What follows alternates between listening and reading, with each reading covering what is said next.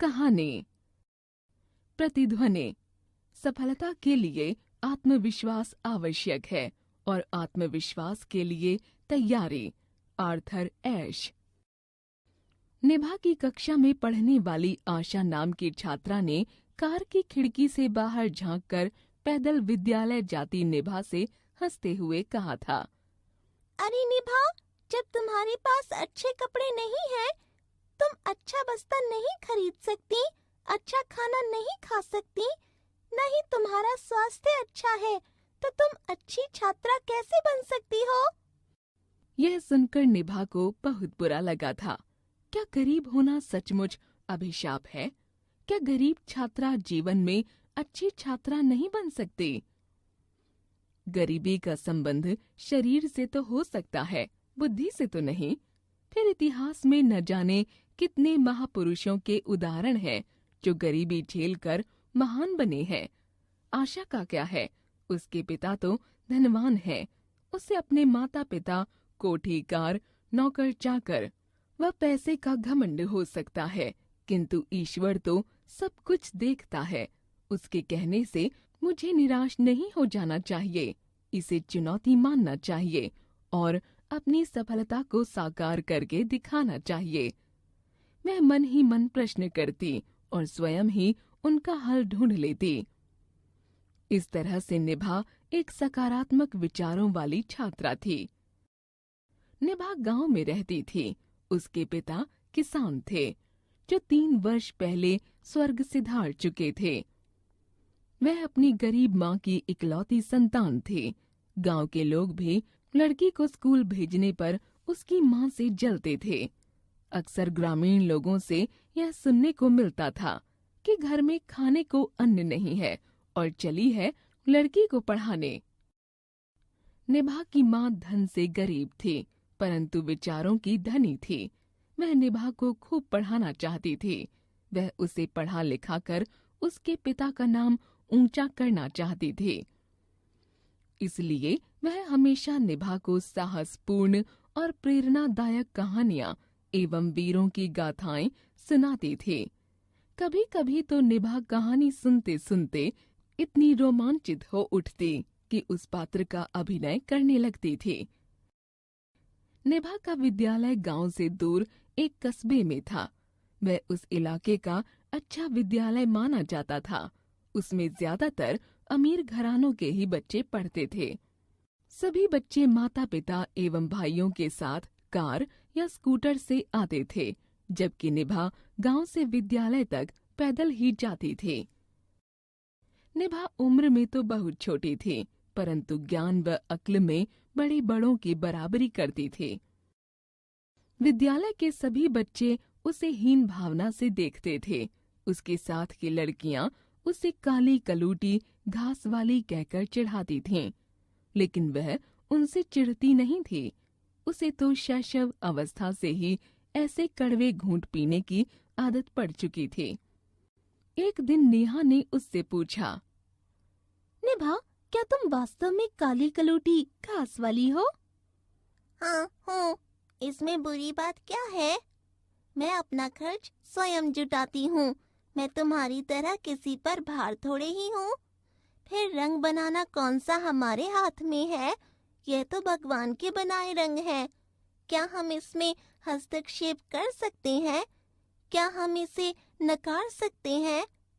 जब फसल पकती तो निभा नए अनाज की विभिन्न प्रकार की चीजें बनाकर लाती, लेकिन शहर की लड़कियां उसकी कोई चीज नहीं खाती थीं, क्योंकि वे उससे घृणा करती थीं। उनकी घृणा के कई कारण थे। एक तो निभा का स्वभाव बहुत सरल था। दूसरे, वह पढ़ाई में भी तेज थी। वह विद्यालय की समस्त गतिविधियों में बहुत बढ़ चढ़कर हिस्सा लेती थी तथा हमेशा प्रथम आती थी। वह सदैव सभी से नम्रता का व्यवहार करती थी। सभी लड़कियों को आश्चर्य होता था कि एक पैदल चलने वाली गंवार लड़की कैसे सब कार्यों में उनसे आगे निकल जाती है। वे आधी छुट्टी में उसके साथ खाना भी नहीं खाती थीं। वह उनसे पूछती, क्या मैं अछूत हूँ जो आप मेरे साथ खाना नहीं खाती? उसे टका सा जवाब मिलता। हमें गंवारों के साथ खाना अच्छा नहीं लगता। यह सुनकर निभा चुप हो जाती थी, परंतु किसी से बैर नहीं रखती थी। जितना उससे हो सकता था दूसरों की भलाई ही करती थी। संयोग से इस बार निभा को प्रदेश स्तर पर होने वाले वार्षिक समारोह के लिए चुना गया। समारोह की अध्यक्षता प्रदेश के राज्यपाल को करनी थी, इसलिए विद्यालय को महीनों पहले ही सजाना शुरू कर दिया गया था। समारोह में मात्र 4 दिन ही शेष रह गए थे। निभा बहुत खुश थी। उसने समारोह में चलने के लिए अपनी माँ को भी तैयार कर लिया था। पाठ 12 सम्मान कहानी। प्रतिध्वनि। सफलता के लिए आत्मविश्वास आवश्यक है और आत्मविश्वास के लिए तैयारी। आर्थर एश। निभा की कक्षा में पढ़ने वाली आशा नाम की छात्रा ने कार की खिड़की से बाहर झांककर पैदल विद्यालय जाती निभा से हंसते हुए कहा था, अरे निभा, जब तुम्हारे पास अच्छे कपड़े नहीं हैं, तुम अच्छा बस्ता नहीं खरीद सकती, अच्छा खाना नहीं खा सकती, नहीं तुम्हारा स्वास्थ्य अच्छा है, तो तुम अच्छी छात्रा कैसे बन सकती हो? यह सुनकर निभा को बहुत बुरा लगा था। क्या गरीब होना सचमुच अभिशाप है? क्या गरीब छात्रा जीवन में अच्छी छात्रा नहीं बन सकती? गरीबी का संबंध शरीर से तो हो सकता है, बुद्धि से तो नहीं। फिर इतिहास में न जाने कितने महापुरुषों के उदाहरण हैं जो गरीबी झेलकर महान बने हैं। आशा का क्या है? उसके पिता तो धनवान हैं। उसे अपने माता पिता, कोठी कार, नौकर चाकर व पैसे का घमंड हो सकता है, किंतु ईश्वर तो सब कुछ देखता है। उसके कहने से मुझे निराश नहीं हो जाना चाहिए, इसे चुनौती मानना चाहिए और अपनी सफलता को साकार करके दिखाना चाहिए। मैं मन ही मन प्रश्न करती और स्वयं ही उनका हल ढूंढ लेती।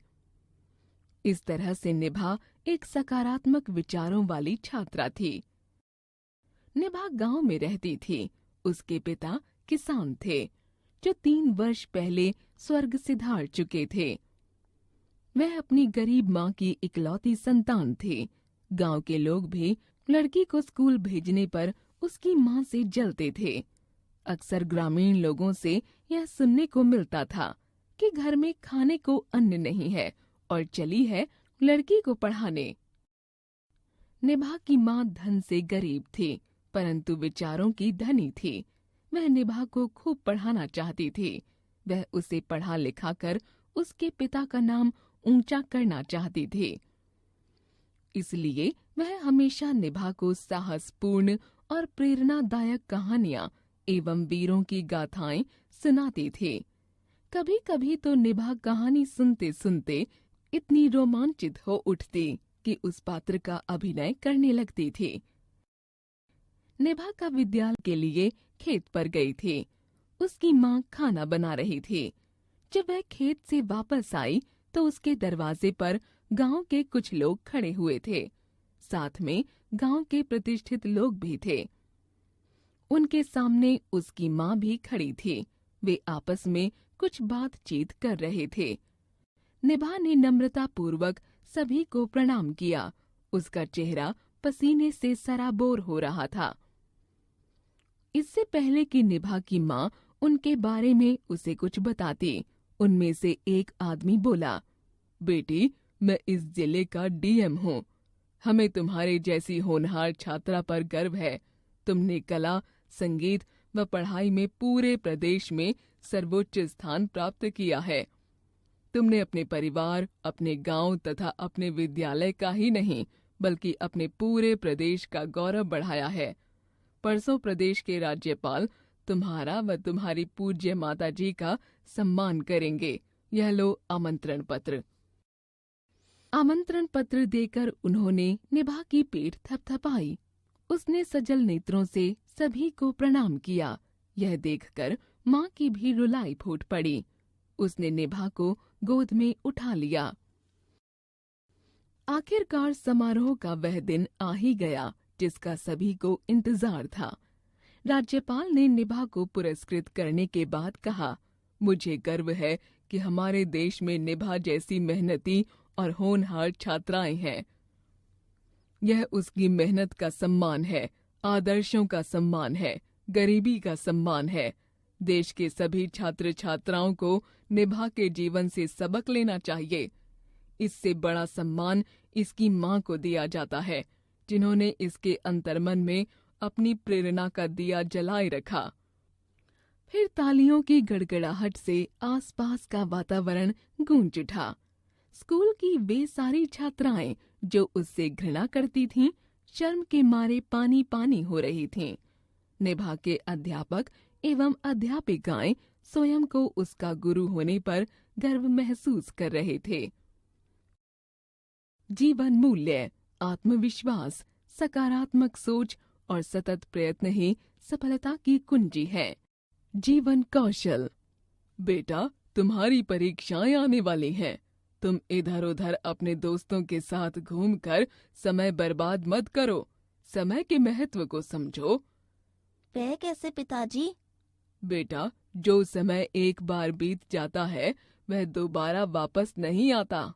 इसलिए व्यर्थ के कामों में तुम अमूल्य समय बर्बाद न करके अपना मन पढ़ाई व जरूरी कामों में लगाओ। ठीक है पिताजी, अब से मैं अपना समय बर्बाद नहीं करूंगा, बल्कि इसका सदुपयोग करूंगा। बातों बातों में हमने सीखा कि हमें व्यर्थ में अपना समय बर्बाद नहीं करना चाहिए और इसका सदुपयोग करना चाहिए।